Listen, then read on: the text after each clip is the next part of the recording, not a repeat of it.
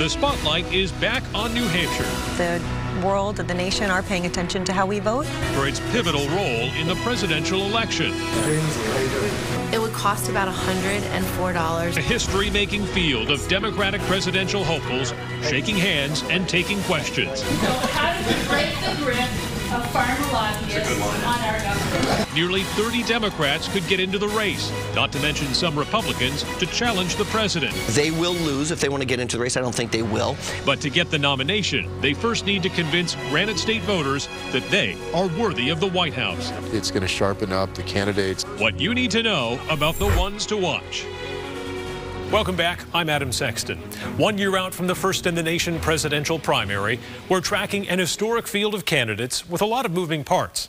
Dozens of contenders are actively campaigning or exploring a White House run, and the list of names we're following is more than 30 long. And in this 2020 primary, no one can shake the memory of 2016, which catapulted an unorthodox candidate all the way to the White House. But does President Trump deserve a second term? Those arguing against that include former U.S. Housing and Urban Development Secretary Julian Castro, who brought his campaign to New Hampshire less than a week after announcing his candidacy. Castro is one of 4 potential candidates with experience in past presidential administrations, but he's still considered a long shot, and he says New Hampshire will help him stand out. It's a state that I'm going to compete in. I think I can resonate well with the voters here, connect with them, and I want to do the hard work that it takes to win this primary. And certainly you did a lot of work on behalf of the candidates running for state and local office here in New Hampshire. You're not shying away from inheriting that mantle as sort of the underdog presidential candidate. But how does an underdog find a path to the White House in this current environment where it feels like you need a big platform or sort of a going big to take on President Trump? Well, you know, I think that that people are actually looking for somebody that they can relate to as maybe not the front runner. And the other day I announced in the neighborhood that I grew up in San Antonio on the west side, and I said that, you know, people could look around that neighborhood and could see that there weren't a lot of front runners, or nobody was a front runner that was born or growing up there, including me. And I can't think of a single time in my life when somebody would say, hey, you're the front runner. The thing about folks here in New Hampshire and people across the country, especially these days, is I think there are a lot of people who don't feel like the front runner. And I'm going to go and talk to them, and I'm going to show them how, if I'm elected president, I will make sure that I work hard so that they can get a good job, so that they can have good health care when they're sick, so that their children can get a good education, and that they are able to reach their American dream. Certainly being the front runner might not mean much if there are, 36 candidates in the race. Are you preparing strategically for a Democratic primary with 24 to 30 candidates? I don't think that there'll be that many people in it.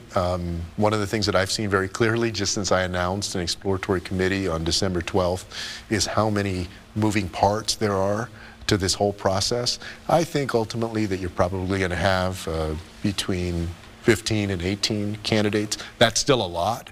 That's about the number that ran in the Democratic primary in 1976, in the Republican primary in 2016. It presents some challenges to the Democratic National Committee. It also, of course, means that the people here in New Hampshire who take their politics very seriously and try and get to know candidates are going to have a lot of people coming through here and a lot of work to do. But I think that all of us are going to be better for it. It's going to sharpen up the candidates. It's going to mean that the nominee is able to be even stronger and better and sharper in the fall of 2020 against President Trump. While Castro has already announced he's running, there are other potential candidates with experience in prior administrations. Charisse Leclerc looks at some of those familiar faces who could have a big effect on the primary. Former Vice President and U.S. Senator Joe Biden is no stranger to the Granite State.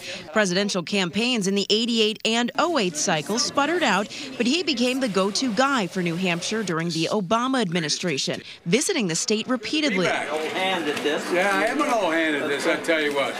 This time I got the right guy. Last time it was me.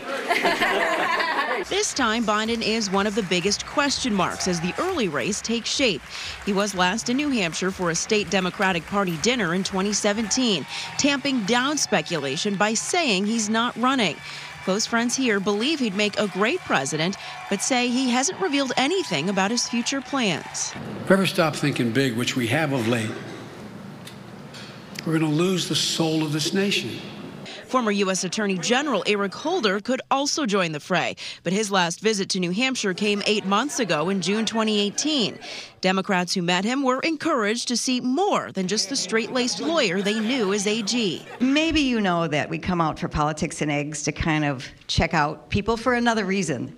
And I know there's no... No, I was not aware of that. What is this? There's really? no decision on that. I'm aware of that. You want to hear my views on the NBA Finals, I guess. Yeah. And there is still speculation about another political heavyweight entering the race, despite former Secretary of State and 2004 Democratic presidential nominee John Kerry's comments. Some think he hasn't completely closed the door on the idea. Democratic Governor Jay Inslee of Washington is putting climate change at the core of his message in what may soon turn into an official primary campaign.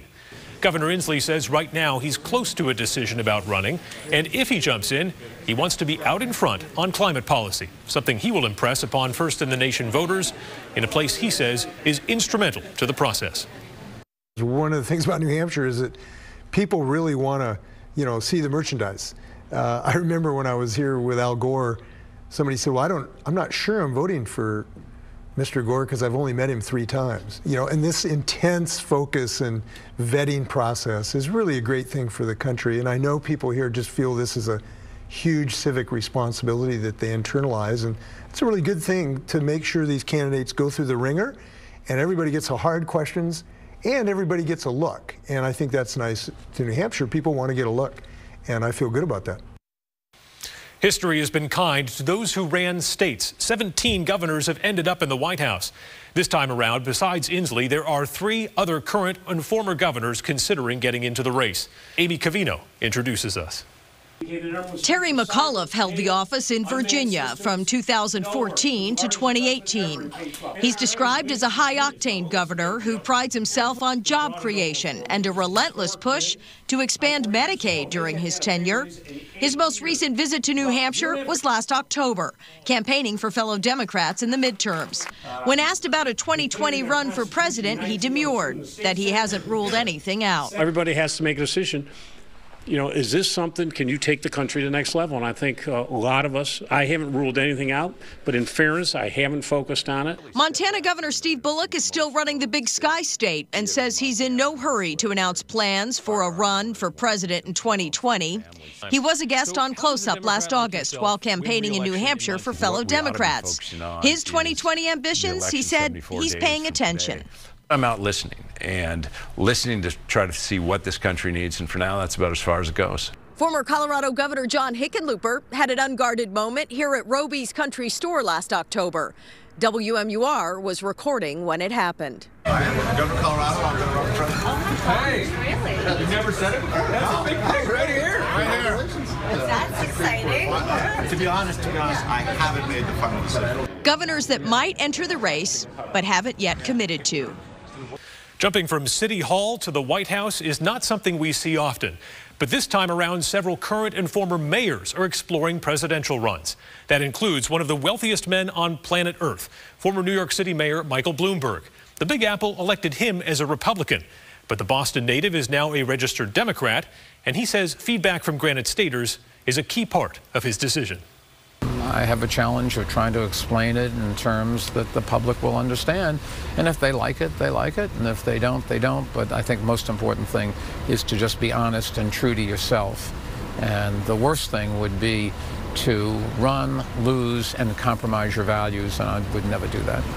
If you look at the state motto, if you look at how the legislature picks when their primary should be, and you look at the history of this state, one of the original 13, politics is very important in New Hampshire, and their responsibility as the first test for candidates is something that, if you look them in the eye, they take it seriously. And it is part of America. It's part of our culture, and each campaign, that's the one thing you have in common. You got to go up and you got to make a case to the voters of New Hampshire.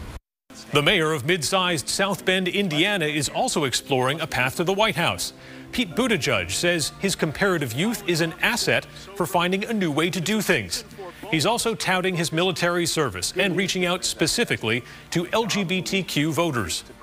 Perhaps the first generation where someone can announce a campaign for president with his husband at his side. It's an extraordinary moment. Another mayoral maybe includes former New Orleans Mayor Mitch Landrieu, who's currently leading an initiative in southern communities to address racial and economic issues. In such a crowded field, what are the voters' criteria for candidates? Gene Mackin sat down with several undecided Granite Staters to find out what they're looking for right now. So we want to know, first of all, a year out, are you getting involved already? Already trying to make a decision on, what I'm looking for in next round and all that. Yes, definitely. Yes, we've already been to a few of the candidates already. Look at that. So we're looking. How about you, Lauren?